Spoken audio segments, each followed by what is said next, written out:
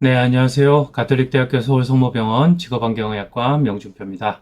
오늘은 주요 직업성 호흡기 질환들의 산재 승인 요건들이라든지 그리고 장애평가 기준에 대해서 설명드리고자 합니다. 자, 주요 PPT를 보면서 강의를 안내를 드리도록 하겠습니다. 우리가 알고 있는 대표적인 직업성 호흡기 질환은 진폐증과 만성폐쇄성 폐질환들이 있습니다. 이외에도 최근 들어서 기타 폐섬유화에 대한 부분들이 이렇게 많이 진단이 되기 때문에 성면폐증이라든지 그리고 특발성 폐섬유화에 대한 부분들도 많이 외래를 찾고 계시고요.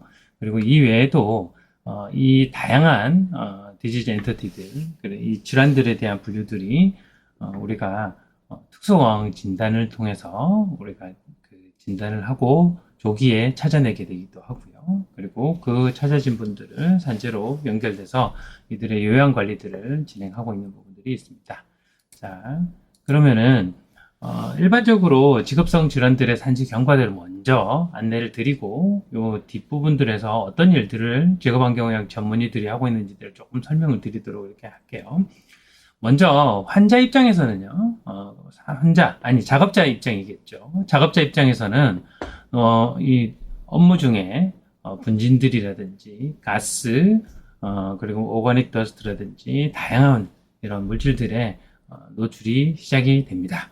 그러면은 이 노출된 이후에 바로 무슨 병이 뚝 하고 이렇게 떨어지는 게 아니라 해당 증상들이 발생을 하겠죠. 호흡곤란, 기침, 객담 이런 증상들이 이렇게 만들어지게 될 거고요.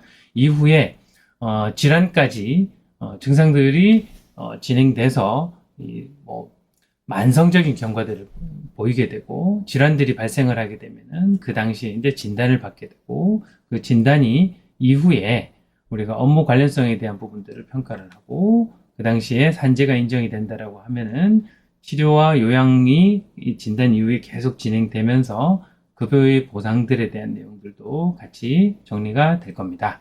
이후에 돌아가시게 되면은 이 문제들이 이 분진의 노출 또는 이런 직업성 유해 요인들에 대한 노출 이후에 발생되었던 인과성들이 증명이 된다라고 하면은 유족급여에 대한 부분들도 지급하는 부분들이 있어서 우리 직업안경의학 전문의들이 많이 활동을 하고 있는 게 되죠.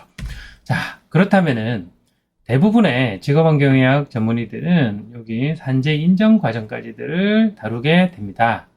왜냐면은 이 사이에 진단 이전에 특수건강 진단이라는 부분들을 아마 분진 노출되면 분진 작업장이 되거나 이렇게 되면은 계속 그 이후로 꾸준하게 이 특수건강 진단이라는 걸 받게 되고요. 그리고 진단 시점에서 이 요양 신청, 산재 요양 신청이 되겠죠. 산업재해보상보험법 신청을 하게 되는 게 되고요. 그리고 당시에 이 분진 노출관의 관계들이 애매한 상황들이 이제 벌어질 수가 있겠죠. 그래서 이제 그런 경우에들은 업무 관련성에 대한 평가들을 이렇게 진행하게 돼서 구체적인 업무 관련성 평가에 대한 평가 결과서들을 첨부를 하게 되는 게 되게 되죠.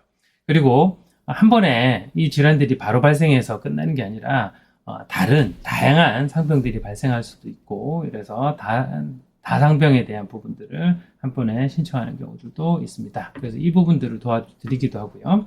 그리고 산재 불승인 사례의 경우에서는 산재 심사 청구 때 그리고 재심사 청구 때 행정소송 이 개별 시점마다 우리가 다양한 이런 전문가적인 이런 그 소견들을 제출을 하게 되는데요. 이 부분들을 직업환경의학 전문의들이 많이 도와드리고 있습니다.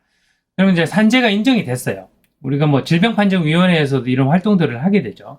그래서 아니면은 진폐심사위원회도 마찬가지고요. 거기에서 산재 인정이 되게 되면은 그 다음부터 무슨 일이 이제 프로세스가 이제 진행이 되느냐면은 급여 보상에 대한 부분들을 진행하는 데 있어가지고 급여 청구 관련되는 부분들이 있습니다. 요양급여, 휴업급여, 상병보상연금, 장애급여, 간병비 그리고 합병증이 있다라고 하면은 진표의 경우에서는 응급정밀 진단을 진행하게 되고 있고요. 그리고 중간중간 진료를 보는 중에 치료 과정 중에서 우리 폐활량 검사도 보고 엑스레이도 찍고 이렇게 되게 됐죠. 그러면 그 사이에 급수 변동 사항들이 있다라고 그러면은 그 급수 변동 사항들, 장애 급여에 대한 부분들을 챙겨드려야 되기 때문에 그 변동 상황들이 있다라고 그러면은 더 급수가 높아지는 경우들, 일 때는 저희가 적극적으로 챙겨드리게 됩니다.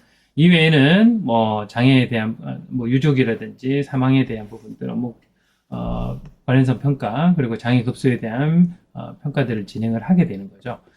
그래서 우리가 이 어떤 물질들 노출로 인해 가지고 직업성 호흡기 질환들이 진단이 되느냐, 요거에 대한 부분들을 확실하게 이제 알아야 된다는 것과, 그리고 이제 장애 급여에 대한 부분들을 뒤에서 따라오기 때문에 이 장애 급수들을 받게 되는 그 등급들에 대한 이해들도 좋아야 되기 때문에 오늘 이 내용들도 같이 포함해서 안내를 드리도록 하겠습니다.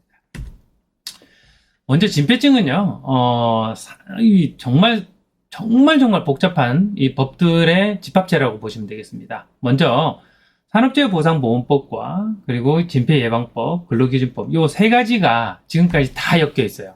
그래서 제가 외래를 볼 때는 이 근로기준법, 아직까지도 근로기준법에 해당됐었던 분들이 몇 분 계셨어요. 그래서 과거에 이 근로기준법 해당돼서 이 산재 인정을 받고 오신 분들도 계시고요. 그리고 대부분의 우리가 이게 석탄 산업 합리화 조치, 그래서 광업소들을 많이 문 닫았던 시절 뭐 전후로 해서 집회 예방법에 대한 부분들에 적용 대상되는 분들도 상당히 많고요. 보시면은 그 당시에 8대 광업에 종사하셨던 분들 중에서 시행일 이후에 이직했을 때 1년 이상의 분진 작업 종사자들, 그리고 이전에 장애 보상 받았던 사람들, 이런 경우들은 뭐냐면은 이미 장애 판정이 이렇게 돼 있는 거잖아요. 그렇기 때문에 이전에 장애 보상 받았다고 하면은 이 8대 강업 종사자들에 대한 상황들이 확인이 되고, 이후에 이직자, 왜냐면 광업소들이 많이 그때 문 닫았으니까 1년 이상 분진 작업 종사자 이렇게 한 사람들을, 그러니까 과거에 1년 이상의 광업소 재직에 대한 부분들이 증빙이 돼야 되는 거예요. 그 이제 8대 광업이라는 건 석탄, 찰광업, 텅스텐, 연, 아연 광업, 그리고 금은광, 규석 채굴 광업, 흑연 광업, 활석 광업이 있죠. 그리고 직종들 같은 경우들도 직접부에 하나입니다. 선산부, 우산부, 불진부, 상하차공이 되어 있고요. 다만 권양공 기계수리 감독이라든지 이런 내부에 있는 간접부들의 일부들은 산업재해보상보험법으로 넘어가도록 이렇게 돼 있어서 광업종사자들이라도 이런 다양한 이 구체적인 직업력들에 대한 부분들을 감안해서 우리가 판단을 하고 있습니다. 그리고 산업재해보상법, 가장 많이 이제 우리가 사용되고 있는, 적용되고 있는 이 산업재해보상보험법이 있는데요.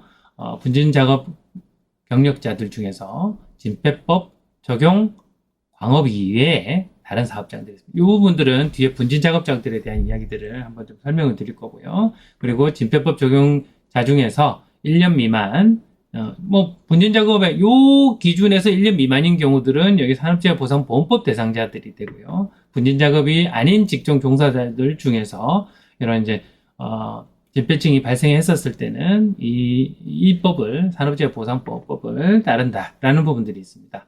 그러면은 분진작업에 대한 종류들, 아마 노출이 어떤 분진들이 노출된 사람한테 진폐증이 인정이 되느냐에 대한 이 쟁점들이 있기 때문에 우리는 분진작업에 대한 부분들을 상당히 중요하게 보고 있습니다. 산업안전보건기준에 대한 규칙에서 여기 별표 16에 이 내용들이 나와 있고요. 먼저 토속광물 암석에 대한 부분들, 그리고 구체적으로 갱박개 이런 부분들도 다 이제 포함이 되어 있고요. 그리고 암석을 싣거나 내리는 작업들, 그리고 운반팟에 분쇄하는 하거나 채로 거르는 장소. 사실 이렇게 되면은 우리 건설업 종사자들이 대부분 이렇게 이제 많이 될 거가 있고요. 그리고 분진에 붙어 있는 지금 기계 설비, 전기 설비들을 점검 보수하는 사람들이 또 포함이 됩니다. 이쪽 페이지에서는 대부분의 이런 암석이라든지 기타 금속류들을 다루는 직접부라든지 간접부에 대한 이야기들이 상당히 이제 많게 되고요. 요 다음부터 또 금속에 대한 부분들, 그리고 기타 우리가 유리범랑 제조라든지 도자기 내화물, 이제 여기 제품들, 그리고 주물 작업들, 그리고 여기 암석 전용선 선창에서 암석을 이제 모으는 상당히 분진이 많이 날리는 작업들이에요, 사실. 그렇게 이제 되는 경우들이 있고요. 이외에도 이제 무게물 녹이는 공정에서 이제 뭐 탕출 주입하는 장소라든지 이런 휘음들이 많이 발생하는 곳들이겠죠. 그리고 강물 찌꺼기 재 이런 부분 정리하는 거라든지 우리 목분진도 문제가 되기 때문에 목재 절단 연마, 그리고 면폐증을 유발할 수 있는 면을 섞거나 두드리는 작업, 염료, 안료. 우리가 가장 주의해야 되는 부분들 중에 하나가 돌분진, 돌가루들만 날리는 곳에서만 진폐증이 생긴다라고 생각하시면 안 되는 거예요. 그래서 염료, 안료에 대한 부분들, 특히 이런 부분들은 나중에 폐에 대해서 COPD도 발생시킬 수도 있고요. 다양한 문제점들이 생길 수도 있기 때문에 이런 것들도 꼭 고민해 주셔야 되는 부분들이 있죠. 곡물 분쇄한 분들, 천식들 많이 생기기도 하고, 유리섬유 안면 재단 분쇄하는 작업들이라든지, 최근에는 여기 이제 황사 경보에 따라 가지고 여기서 먼지가 많이 날리는 이런 쪽에서 일하시는 분들도 진폐증이 발생했다라고 그러면은 이도 분진 작업에 종사한 군으로 이제 포함이 되기 때문에 진폐증에 대한 적용이 가능할 수 있다는 부분들을 먼저 말씀을 드립니다. 그리고 우리가 이제 보시면은 진폐 요양 급여에 대한 부분들, 청구 업무의 흐름 부분들이 있는 건데요. 일단 진폐증을 우리가 진단이 된 사람들이 있잖아요. 근로자들이 특성화학연단도 마찬가지일 거예요. 거기에서 특성화학연단에서도 진폐증 의심이 됩니다. 이렇게 되면은 근로자들은 근로복지공단에다가 나 진폐증이 있어요 라고 해가지고 청구를 하게 되죠. 그러면은 근로복지공단은 이 사람은 분진 작업에 해당되느냐, 무슨 광업에 해당되느냐 이런 부분들을 이제 심의를 해서 그 기준에 맞다라고 그러면은 진폐 정밀 진단을 받으세요라고 이렇게 안내를 해줘요. 그리고 그래서 이런 건강진단기관에서 진폐증을 진단받을 수 있도록 하는 부분들을 안내를 해드리죠. 그래서 저희 병원 같은 경우죠. 서울성모병원들 이외에 근로복지공단 병원들이 있을 텐데요. 이런 병원들에서 인정된 건강진단기관이라는 부분들을 안내를 드립니다. 그래서 이제 진폐정밀진단기관들로 이렇게 가서 근로자가 여기 와서 검진 받을게요 이렇게 해서 검진 다 받고 가세요. 그러면 이제 그 결과에 따라 가지고 정밀진단 결과를 공단에다가 제출을 하면은 여기 근로복지공단 진폐심사회의로 요 내용들을 전부 다 다시 한번 또 보내가지고 진폐 판정을 하게 되고, 진폐 판정에서 있어요! 이렇게 되면은, 그러면은 장애 등급은 어느 정도 돼요? 이런 것들까지 여기서 다 이제 결정이 돼서 내려와요. 그러면은 공단에서 평가를 하고 결과들을 근로자들에게 통보를 하게 됩니다. 그러면은 이때 근로자가 우리가 공단에다가 진폐정밀 진단을 신청할 수 있도록 도와드리는 부분들, 그리고 이 결과에 대한 부분들에서 불승인이 났거나 이렇게 되면은 근로자들이 우리들 직업환경의학 전문의들에게 와서 상의를 하게 돼 있고요. 그리고 여기에서도 우리가 역할들을 하고 있기도 하고, 나중에 진단이 되어서 산재로 인정받으면은 저희 병원 같은 경우, 특히 이제 직업환경의학과 제 외래라든지 구룡환 교수님 외래, 이종인 교수님 외래에서는 이런 근로자들에 대한 이후에 산재 인정자들에 대해서 추적 관찰을 하면서 합병증 예방 관리라든지 증상에 대한 치료, 그리고 이게 급수 변동 사항들이 있다라고 그러면은 적극적으로 진폐 정밀 진단에 대한 부분들을 안내를 해드리고 있습니다. 자, 그러면은 오늘은 이제 쟁점이 될 수 있는데요. 장애 판정에 대한 부분들은 어떻게 돼 있느냐? 아마 직업환경의학 전문의 선생님들은 전문의 시험 칠 때 다 한 번쯤은 보셨을 텐데요. 이 테이블대로 진폐에 대한 장애 판정을 하고 있습니다. 이쪽 축은 영상에 대한 부분들, 이쪽 축은 폐활량에 대한 부분들이 돼 있고요. 이제 이 폐활량은 요 마디에 따른 등급을 따라서 정상, 경미, 경도, 중증도, 고도 이런 것들보다 우리는 F0, F2분의 1, F1, F2, F3 이렇게 이제 이야기를 분류를 하고 있고요. 아이로 클래시피케이션에 따라 가지고 진폐 병형에 따라서 1, 2, 3형, 4형까지도 이렇게 분류를 하고 무장애, 정상, 의증까지도 이제 판정을 하게 되는 거죠. 자, 먼저 엑스레이는 진폐증은 엑스레이에서 아이로 클래시피케이션 뭐 상에서 진폐 병형들이 되는데요. 우리나라는 또 근로복지공단에서 제시한 진폐 병형에 대한 부분들을 표준 필름들을 또 만들어 가지고 거기에 맞춰서 하라고 그래요. 그래서 거기서 맞추면 맞출 수 있겠죠. 그래서 대부분 아이로 클래시피케이션이랑 거의 유사하니 대동소이하니까 거기에 맞춰 가지고 1, 2, 3형 그리고 대음형이 있으면은 4형으로 우리가 판정을 하게 돼서 이 부분들을 보게 되고요. 그리고 심폐기능 장애 정도에 대한 판정 기준들은 우리가 보시면은 FVC와 FEV1을 둘 다 두고 판정을 합니다. 간질성 폐질환들이 발생될 수 있는 부분들이기 때문에 FVC에 대한 기준들을 각각 45% 미만, 40에서 55, 55 이상, 70 미만, 그리고 70 이상, 80 미만인 경우들을 이 기준으로 FVC 따라서 가고요. FEV1의 경우에서는 요거는 기관지 확장제 투여 전 단계에 대한 부분들을 판단하고 있어요. 그래서 진폐가 있다라고 그러면은 기관지 확장제가 필요가 없이 1초 율 FEV1 for FVC가 70% 미만인 경우에는 여기 1초량 FEV1을 준해가지고 45% 그리고 F2, F1, F2분의 1 요 정도에 대해서 장애에 대한 부분들을 평가를 할 수 있도록 만들어 두었습니다.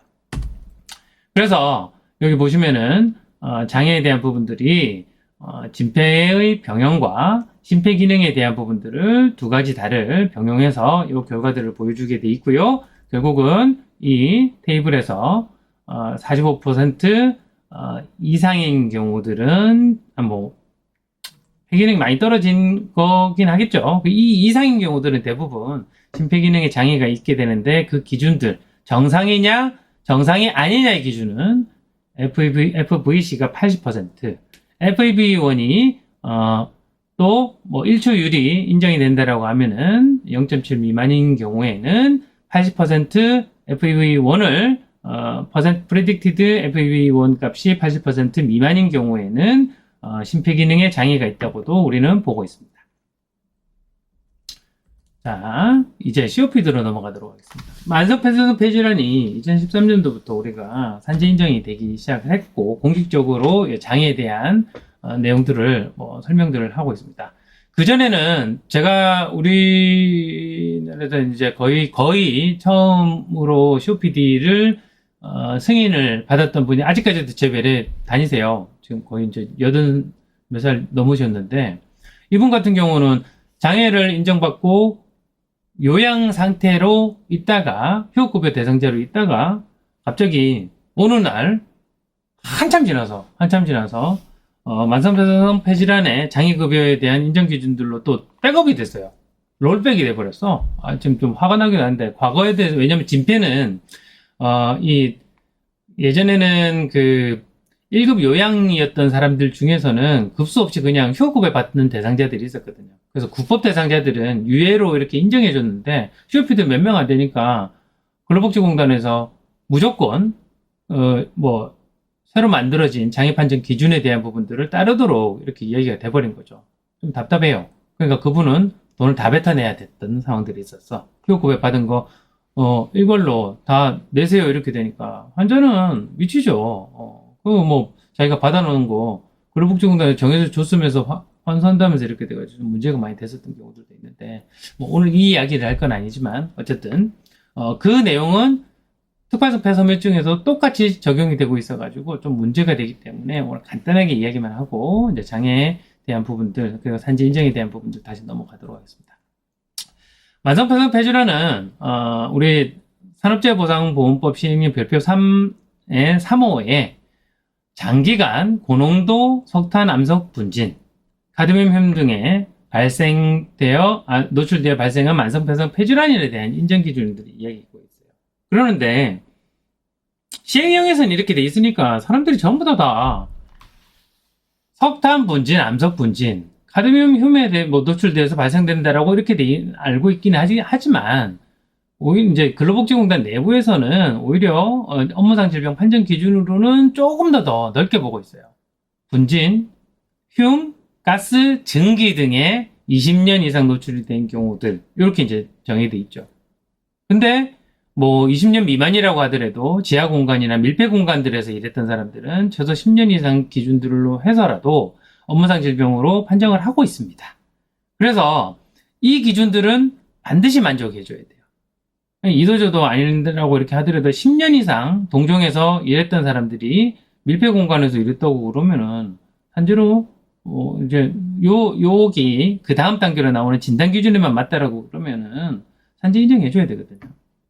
자, 보면 그 다음 이제 여기 진단 기준으로 다시 넘어가 보면은 그래서 속효성 기관지 확장제 투여 이후에 뭐 1초 이릅니다. 여기서는 기관지 확장제 투여 이후에 포스트 브론코 달레이터 이후에 FEV1 per FVC가 70% 미만이면서 1초량이 정상 예측치의 80% 미만의 기류 제한이 있는 경우들은 COPD로 인정되는 진단 기준입니다. 이 골드에서 나오는 가이드라인 있죠. 여기에 대한 부분들 만족 그리고 노출 수준 만족 이 두 개가 최초 요양 신청서에 딱 붙여서 올라오게 되면은 만성폐성 폐질환에 대한 특징들을 보내서 2회 연속 2회 한 달 간격 인터벌로 2회에 걸쳐서 폐활량 검사를 해서 가장 베스트 컨디션에 대한 부분들을 보고 장애 판정을 하게 됩니다. 그리고 거기에 대해서 인정을 해주죠. 그래서 이제 우리가 이제 알아야 되는 부분들이 이 사람은 분진 작업에 과거 노출 기준들의 노출 우리가 평가를 하니까요. 특수공황진단 해도 마찬가지인 거고 그때 20년 이상 분진 작업들을 했었던 기록들을 진술을 하게 되거나 그러면은 검진 중에서라도 여기 1초율 FEV1이 프리브론코 달레이터에서 80% 미만이라고 그러면은 속효성 기관지 확장제를 투여하는 검사들을 꼭 보내가지고 그 검사에서 COPD가 인정이 되면은 최초 요양 신청서를 통해서 산지를 안내를 해줘야 되는 부분들이 있습니다. 자, 장애 기준에 대한 부분들을 보시면 아까 말씀드린 것처럼 악화 없는 상태에서 안정된 상태에서 1개월 간격 이상으로 2번 특진을 보냅니다. 산지를 신청을 하게 되면 근로복지공단에 특진을 보내고 대부분 뭐 서울성모병원으로 이렇게 보내주시면 많아요. 그래서 저기 너무 대기가 많아가지고 요즘에 한 6개월에서 1년 정도 이후에 이렇게 대상이 검사를 받으실 수가 있는데 그럼에도 불구하고 계속 찾아오시는 것 같아요. 그래도 다 해결을 해드리고 정확하게 판정해서 이렇게 드리기 때문에 이 문제들 때문에 안 되는 거 안 되는 거고 되는 건데 안 된다고 했었던 것들을 정확하게 평가를 해서 되는 부분들을 안내를 해주기 때문에 이런 이제 공신력 때문에서라도 많이 오시는 것 같아요. 네. 그리고 하나 더 장애 등급에 대한 부분들에서는 장애부의 여기 기도와 폐실질 흉복부 장애에 대한 부분들이 되죠. 그래서 흉부 장기에 해당되어서 폐기능 정도에 따라서 3, 7, 11급 3개 등급으로 이렇게 되고요. 1급은 요양으로 판정해서 별도로 평가를 하고 있습니다. 그러면은 여기서도 최소한의 어느 정도 폐활량들이 있었을 때에 이 사람들이 만성폐성 폐질환으로 산재로 들어오게 되고 그래서 장애 판정을 받느냐 컷업이 80%입니다. 기관지 확장제를 쓰고 나서 80%입니다. 그래서 약간 이제 특수공황 진단이랑 다를 텐데 특수공황 진단에서는 1차든 2차든 기관지 확장제 써서 COPD에 대한 확진을 하는 부분들이 좀 빠져 있어요. 사실 특검에서 폐활량 검사 엄청 많이 하거든요. 그래서 이런 경우에서는 기관지 확장제 쓰고 바로 보면은 나온단 말이지. 그래서 2차에서는 2차 검사, 1차에서 프리브론코 달레이터에서 이게 기관지 확장제를 써서 COPD를 진단해야 됩니다라고 판단이 들면은 그거 써서 바로 확진을 하시면은 최초 요양 신청서를 갖춰가지고 산재로 들어오면 돼요. 생각보다 11급이나 3급 이렇게 되면 보상 수준이 높아요. 그래서 여기는 꼭 챙겨주시는 게 좋습니다. 그리고 이제 여기를 등급에 대한 부분들을 좀 바꿔서 이렇게 보면 진폐는 여기서 13급까지 있죠. 오히려 13급보다 11급 인증받으면은 장애 보상도 커요. 여기서부터 연금으로 나가긴 하겠지만 보시면은 80% 미만인 경우들은 11급을 인정을 받습니다. 장애 11급. 그리고 여기서 더 심해지게 되면은 실제로 COPD 같은 경우들은 80% 밑으로 떨어지면 떨어질수록 폐활량이 이제 점점점 나빠지는 이 경과들이 악화되는 경우들이 많고 분진 노출이 계속 지속이 된다라고 그러면은 그렇기 때문에 여기에 대해서는 좀 더 적극적으로 관리해야 돼서 분진 작업에 대한 분진 노출이 되는 작업들을 우리는 제한을 줘야 되는 게 맞는 게 이 내용들이에요. 이미 산재 받은 사람한테 일을 시키는 것들도 웃겨요. 일을 할 수 있다 이거 이렇게 해가지고 하면 작업 전환을 시켜줘야 되는 게 맞거든. 일단 여기에 대한 부분들은 더 많은 논의들이 필요하겠지만 만성폐선 폐질환들도 80% 미만일 때는 일단 장애 등급을 갖고 시작된다. 여기를 꼭 이제 알아주는 게 중요합니다. 그 다음에 성면폐증들이 나오는 부분들이 있는데요. 성면폐증은 성면 노출에 노출돼서 발생한 성면폐증 여기에 대한 부분들은 업무 처리 지침에 대한 내용들로 따라가지고 구체적으로 이제 판정에 대한 부분들을 승인과 장애에 대한 판정들을 이렇게 진행을 하게 돼 있고요. 여기에서는 좀 특별한 게 오히려 성면피해 구제법이 환경부에서 시행하고 있는 성면피해 구제법이 훨씬 더 환자들을 많이 이제 받아놓고 이렇게 추적 관찰하는 쪽으로 이렇게 되고 있는 게 많죠. 그래서 성면피해 구제법에서 이제 과거 성면 광산에서 성면 치구 공장 주변에서 거주하는 주민들 그리고 산재 인정이 안 됐던 사람들은 여기다가 다 분진 노출이 됐다라고 하더라도 인정을 해주고 여기 이 사람들에 대해서 요양 관리를 할 수 있도록 이렇게 해드리는 부분들이 있죠. 여기는 CT로 판정을 하거든요. 그래서 업무 처리 지침에서도 이 부분들이 원래라면 진폐는 체스트 PA, 체스트 엑스레이 상에서 진폐 병형의 일형 이상들이 나와야 되는데도 불구하고 CT는 애매한 상황들. 왜냐면은 성면피해 구제에서는 초기형이든 인정이 되는데 이게 엑스레이에서 안 나올 경우들도 있어요. 근데 그 병이 없는 건 아니죠. 그렇기 때문에 타법이랑 레벨링 맞추는 부분들 때문에서라도 여기 유해 조치들이 필요해서 다음번에 설명드릴 CT를 촬영을 해야 되는 상황들이 나오게 되는 게 있어요. 자, 업무 처리 지침들을 고려를 해가지고 내용들을 보시면은 미만성 섬유화가 초래되는 진폐의 일종이고 사실 이렇게 되면 진폐증이 판정 기준으로 가야 되는 게 맞는 건데 판정 기준은 가면서 여기에 대한 장애 보상들은 또 따로란 말이지. 그러니까 답답해 죽겠습니다. 성면폐증은 진폐증인데 진폐증 말고 성면폐증으로 따로 분리해서 업무 처리를 하면서 장애 보상은 진폐에 대한 인정 기준을 따르지 않으니까 성면폐증 인정받은 사람들은 손가락 빨고 있어요. 돈도 안 줘. 사람들이. 그래갖고 좀 짜증나요. 여기 보고 있으면은. 하여튼 그런 내용들이 있으니까 여기에 대한 부분들은 좀 고려해야 될 부분들이 있습니다. 그리고 업무 처리 방법들 중에서도 합병증 발생하거나 이런 부분 요양이 필요하기도 하고 성면폐증만 있을 때는 성면심사회의에서 심사를 하고 이쪽이 있으면 업무상 질병 판정위원회로 넘어간다고 해요.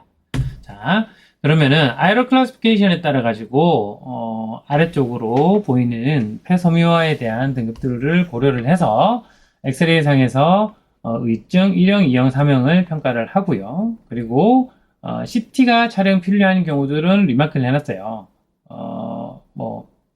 경계성 폐섬유증이 있거나 그리고 제한성 폐기능 장애이지만 엑스레이 사진에서 정상일 때는 확인해 봐야 된다 이거죠.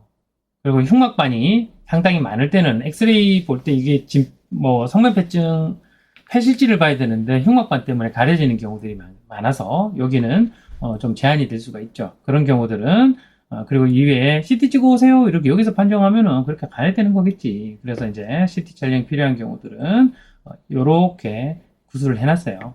사실 엑스레이 상에서 성면폐증이 1형 이상이면 CT 안 찍어도 돼요. 근데 여기에서 의증이거나 없다고 하더라도 폐활량이 떨어지거나 이렇게 되면은 필요 이렇게 이제 판정이 돼서 CT까지 다 포함해가지고 판정을 합니다. 그리고 CT 촬영하게 되면은 이 기준들로 쭉 보게 돼 있고요. 파렌키멀 밴드 같은 경우들도 있는데 사실 여기에 라운드 아텔락테시스가 좀 빠져 있긴 해요. 여기랑 조금 연결돼 있기도 하지만, 일단은, 플로럴, 커빌리니얼 오페스티라든지, 서플로럴 도틀 라이크 리전들이 이렇게 보이면, 요거는, 아스베스토시스의, 특징적인 소개들이기 때문에, 요 내용들이 있다라고 그러면은, 인정되는 경우들은 쉽고요. 그리고 다만, 프로퓨전이 어느 정도까지에 대한 부분들을 보고, 의증이냐, 일형을 보고 부여를 할 겁니다. 이런 것들은 이제 저희가 먼저, 성면 패증에 대한 부분들을 보고, CT라든지 편량들은 다 보고 안내를 해드리기 때문에, 그리고, 산재로 갈 거냐, 성면피해 구제로 갈 거냐, 이런 것들도 다 따로따로 각각 판정해서 이렇게 보내드리고 있죠. 그리고 이제 폐활량도 보겠습니다. 그럼 여기서도 폐활량은 진폐랑 거의, 유사해요. 진폐의 폐활량들을 가지고 오게 되고요. FVC가, 여긴 또 웃긴 게, 여기 진짜 성면폐증은 정말 여기 노력석 폐활량으로 움직이는데 또 여기는 오히려 1초량이 또 들어가 있어. 진폐 대음형이 생기는 실리코시스라든지 아니면은 콜로카스 니모코네시스는 FEV1이 떨어져요. 폐기종들이 많이 생기니까. 근데 성면폐증은 퓨어하게 FVC가 떨어지는 라인들인데 오히려 DLCO가 들어가야 되는데 여기에는 오히려 FEV1만 들어가 있고 노력성 폐활량에 대한 부분들은 역시 80% 미만입니다. 간질성 폐질환에서 FVC가 80% 미만이라는 건 상당히 의미가 있는데요. 제대로 못 부른 결과들을 보고 80% 미만인데도 쌩쌩하네요 이렇게 생각을 하는 거랑 정말 진단이 된 사람들을 보고 재현성과 적합성이 명확한 폐활량 검사들의 결과들을 본 상태에서 80% 미만은 상당히 이 사람의 예후를 크게 좌우를 합니다. 거기에다가 사실 하나 더 봐야 되는 게 DLCO 값을 봐야 되죠. 왜냐면은 폐활량은 80% 미만, 70% 미만 경미하게 이렇게 장애가 있더라도 이 사람들이 산소 교환이 안 되거나 이렇게 되면은 또 문제가 엄청 심각해지거든요. 요 병의 특성이거든요. 폐질환들일 때는 섬유증들은 DLCO가 떨어지면서 이 사람의 펑션은 기하급수적으로 떨어져요. 그래서 FVC만으로 보는 것들도 위험하기도 하지만 어쨌든 80%라는 거는 떨어지기도 힘들고 FVC가 80%까지 떨어지는 것도 정말 힘들고 근데 요 밑으로 떨어진다고 그러면은 정말 그 사람들은 경과가 심각하게 바뀐다. 특히 50%, 60%만 돼도 사람들 헥헥거리고 일 못해요 사실.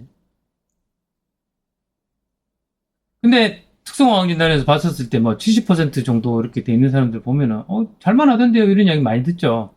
그거는 제대로 검사가 안 됐을 가능성들이 높다 이거죠. 그런 거는 제가 이제 특검 기관평가들 나가보면은 많이 이야기를 해줘요. 환자 본 사람들은 이야기가 다를 거다.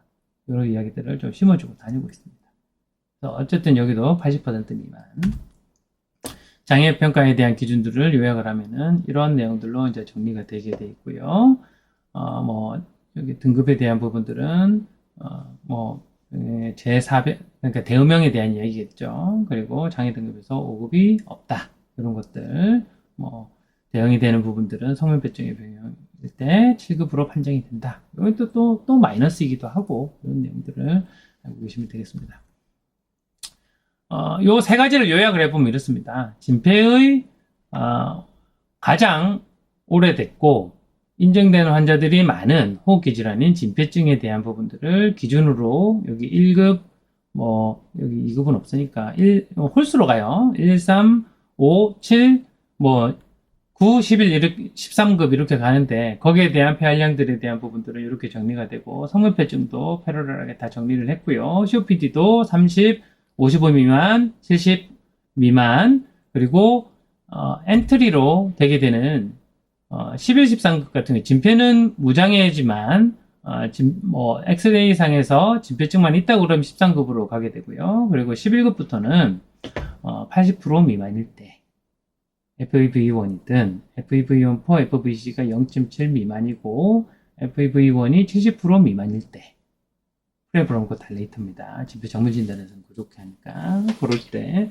80% 미만일 때 장애를 인정하고 있다라는 부분들을 한 번 더 강조를 해드리고 됩니다.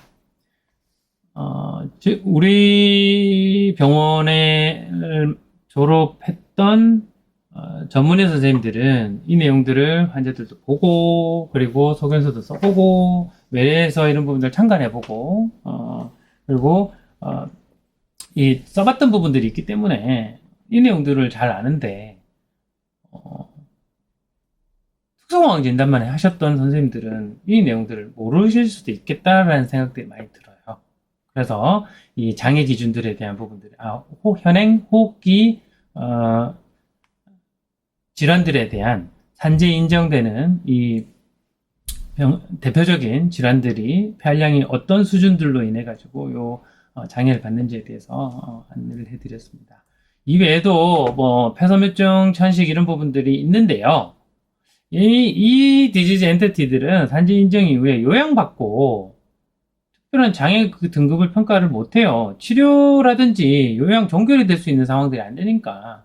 사실 장애 등급이라는 거는 요양에 대한 부분들이 종결 시점, 그러니까 장애가 고착이 된 시점에서 요양을 종결을 시키고 장애 판정들을 주고 그 장애 판정에 대해 가지고 진료를 받으면서 일을 할 수 있는 사람들은 일을 하고 정말 일을 못하는 사람들 같은 경우들은 휴업급여를 받을 수 있도록 이야기를 해주죠. 대개 그 기준이 2년 정도까지 요양을 끌고 그 뒤에서부터는 상병보상연금으로 넘어가는 대상자냐, 아니면 장애 등급만 가지고 가느냐, 여기에 대한 내용들로 이제 정리가 될 텐데, 상당히 요즘에 폐섬유증, 천식, 사실 폐암도 마찬가지인데요. 여기에 대한 장애 등급 평가에 대한 것들은 이슈가 있습니다. 이 부분들은 다음번에 한 번 더 논의를 하도록 하겠고요. 이런 부분들도 장기적으로 제가 이제 심포지엄 기획이라든지 이런 쪽들을 많이 준비를 하고 있으니까 이 부분들은 다음에 한 번 더 다루도록 하겠습니다. 네. 그래서 오늘 우리가 우리 대표적으로 이제 알려져 있는 흉복부 질환들에 대한 특히 흉복부 질환이 아니라 흉부 질환들에 대한 그 진단과 그리고 장애 평가에 대한 내용들, 그리고 산재는 승인받으려면 어떤 조건들이 있어야 되는지에 대해서는 뭐 간략하게 이야기를 했지만 그 부분까지 아울러서 강의를 해보았습니다. 많은 도움이 되셨기를 빌면서 강의는 여기까지 마치도록 하겠습니다. 감사합니다.